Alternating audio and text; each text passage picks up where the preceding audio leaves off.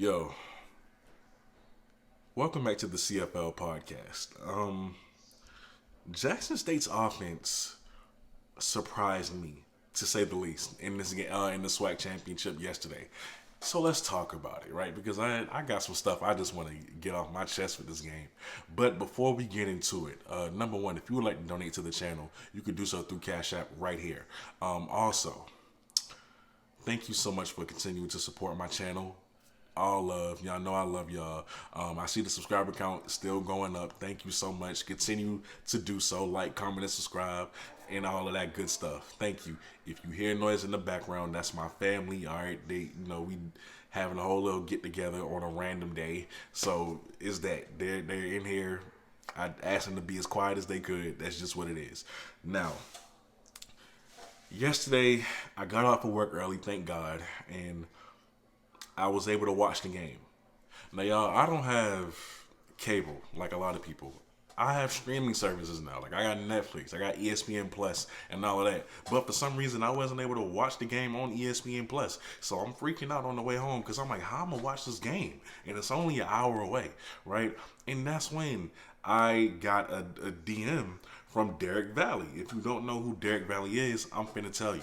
You see, Derek Valley owns a streaming service, right? And the streaming service goes by the name of IPTV. Now, thanks to IPTV, I was able to watch the game in high quality, right? Everything was on time, right? The streaming service was great.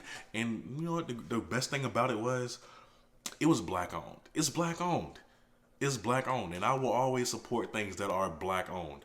Of course, as you should too. So the same way I was able to watch the game, I want to put you on to the streaming services, okay? So shout out to Derek Valley. All right, please go follow this man on Instagram. I'm going to put his company's page up, IPTV's page. I'm going to put the picture up for you to follow. But if you would like, just so you got the name in your head and you can search it, it's DVTV_now. DVTV_now. Go check him out. Go follow him on Instagram.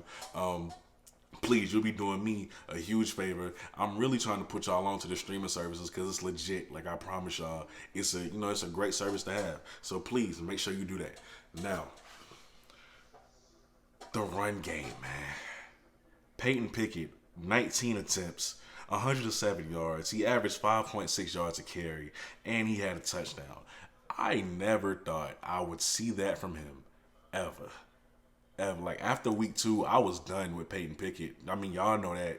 I was done with Peyton Pickett, bro. And I guess, after the Texas Southern game, which was his only other good rushing performance, I was just thinking, like, Peyton just wasn't a good fit for this team. But he proved me wrong, because I wasn't expecting much of him. If you watch my recap video, my pregame video for the SWAC championship, I was not expecting much of Peyton Pickett, and he came out and he proved me wrong. Him and Santee Marshall, with even though Santee had only 50 yards on 13 attempts, his runs were a lot more impactful than you think, right? And he should have gotten more carries, if I'm being honest. But, I like the way it was done. So those two really they actually saved Shador for a change. They saved Shador. They saved the offense. They saved the offensive coordinator, TC, because, the play callers seemed to lack a little bit this week.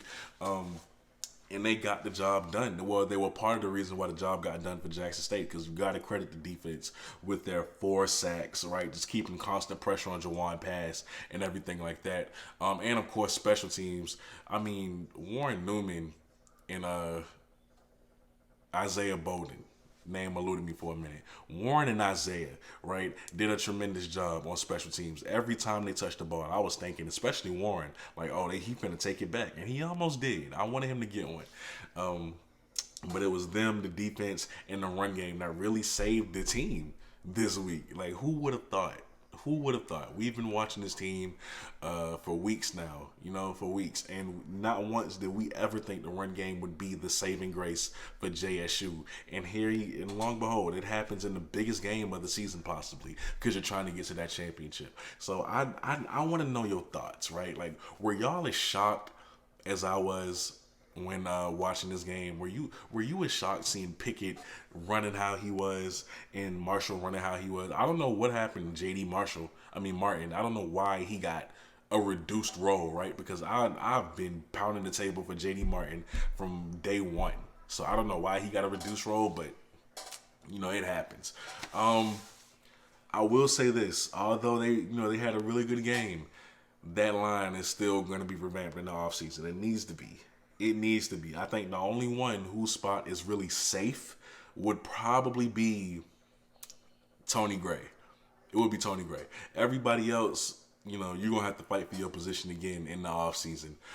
Just like every other school expects you to. But I know drop my pen. I know it's a thing with Coach Prime. You're going to have to work for that position. But if I had to guess, I would say Tony Gray's position is safe. Right? So, that's all I really want to talk about. Let me know your opinion down below on JSU's offensive line. I really want to hear it. And I also want to know your reaction to seeing Pickett and Marshall get these yards that they were able to get. Especially with that big boy, number one, Dumas, going off Prairie View. I don't even know how JSU let that man get there. But, with that being said, man, you are watching the CFL podcast. Thank you so much for watching. I really appreciate you. I think that's about it. I go by the name of Kobe. Peace.